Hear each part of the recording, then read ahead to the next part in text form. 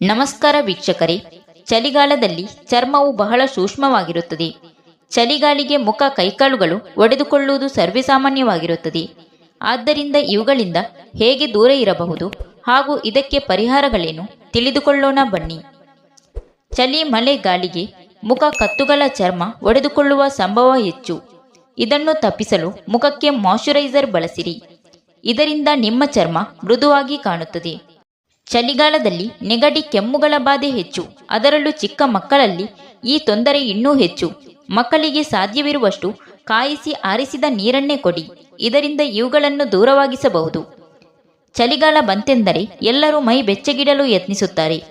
ಸೀರೆ ಉಟ್ಟಾಗ ಸ್ವೆಟರ್ಗಿಂತ ಸೀರೆಗೆ ಹೊಂದುವ ಸೂಕ್ತ ಬಣ್ಣದ ಶಾಲು ಧರಿಸುವುದು ಮಧ್ಯಮ ವಯಸ್ಸಿನ ಹಾಗೂ ಇಳಿ ವಯಸ್ಸಿನ ಹೆಂಗಸರಿಗೆ ಚೆನ್ನಾಗಿ ಕಾಣುತ್ತದೆ.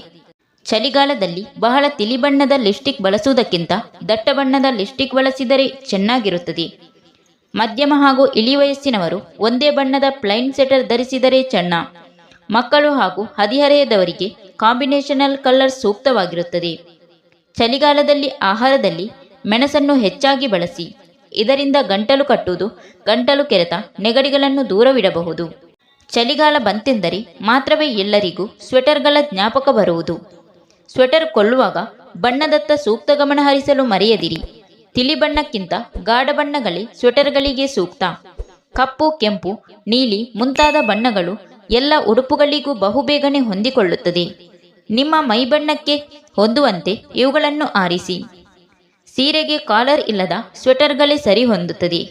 ಚೂಡಿದಾರ್, ಸಲ್ವಾರ್ ಸೆಟ್ಗಳಿಗೂ ಇವು ಚೆನ್ನಾಗಿರುತ್ತದೆ.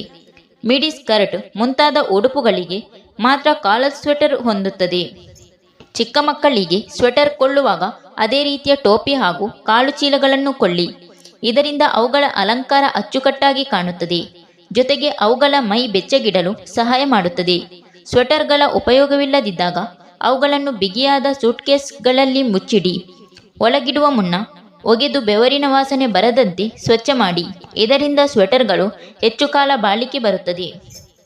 Thank you for watching. Video ಇಷ್ಟ ಆದರೆ ಒಂದು ಲೈಕ್ ಮಾಡಿ, ವಿಡಿಯೋನ ಎಲ್ಲರಿಗೂ ಶೇರ್ ಮಾಡಿ, ಚಾನಲ್ನ ತಕ್ಷಣ ಸಬ್ಸ್ಕ್ರೈಬ್ ಮಾಡಿ.